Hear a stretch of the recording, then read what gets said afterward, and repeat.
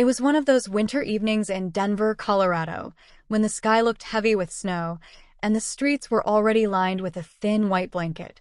Emma and her son Michael had just finished attending a family gathering in Boulder. The plan was simple: drive back home before the weather worsened. But, as fate often has it, plans sometimes take a turn in the most unexpected ways. Emma was in her mid-30s, a thoughtful woman with calm eyes and a caring nature. Michael, 21 years old, was a college student, tall, ambitious, and full of life. He had a way of making her laugh even when the world felt heavy. That evening, Emma felt grateful to have him around. The bond they shared was warm, like two close friends who understood each other's silences. The snowstorm, however, had other plans. Halfway through their drive back to Denver, the car began to slide on the icy road. Emma gripped the steering wheel tightly, her knuckles turning white as the vehicle swerved slightly. Michael immediately placed a steady hand on her shoulder. "Don't worry, Mom. Slow down a little.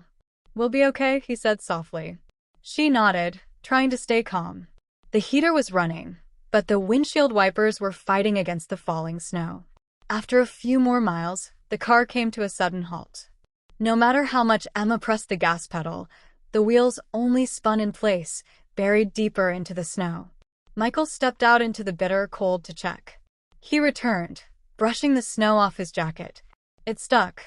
We're not going anywhere tonight." Emma looked worried. "But what do we do? We can't just stay out here in the cold." He gave her a reassuring smile. "There's a small motel about half a mile from here. I saw the sign on our way. Let's grab our bags and walk there. It's not worth risking the road tonight." Reluctantly, Emma agreed. The two of them bundled up, wrapped scarves tightly, and began walking through the snow-covered street.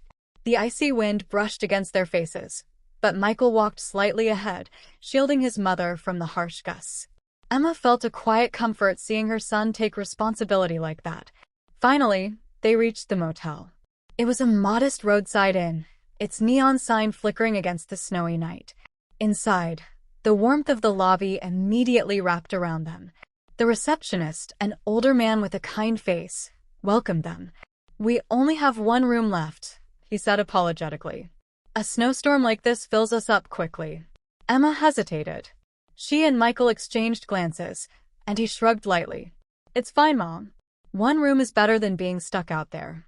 The room they were given was simple: 2 beds, a small table, and a heater that hummed softly.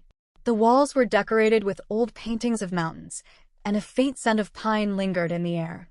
After changing into warm clothes, Emma sat by the window, watching the snowfall outside. Michael placed 2 steaming cups of hot chocolate in front of them. "Here," he said, handing one to her. "It's not home, but at least it's warm." She smiled warmly. "Thank you. You've grown up so much. I still remember when you were a little boy, afraid of the dark. And now you're the one keeping me calm." He chuckled. "I guess life has a way of changing us. But you're still the one holding everything together." The storm outside continued to rage, but inside the room, there was peace.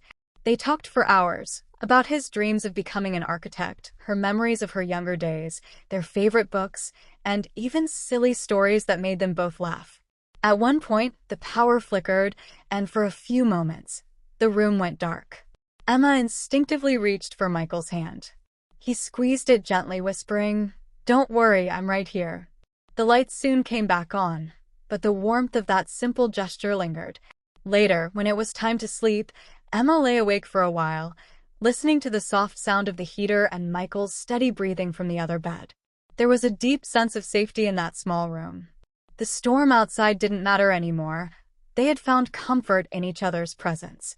By morning, the storm had calmed. The roads were clearer, and the car was eventually towed out of the snow. But as they drove back home, Emma carried with her the memory of that night. The laughter, the conversations, the unexpected closeness. It wasn't about being stuck in the snow.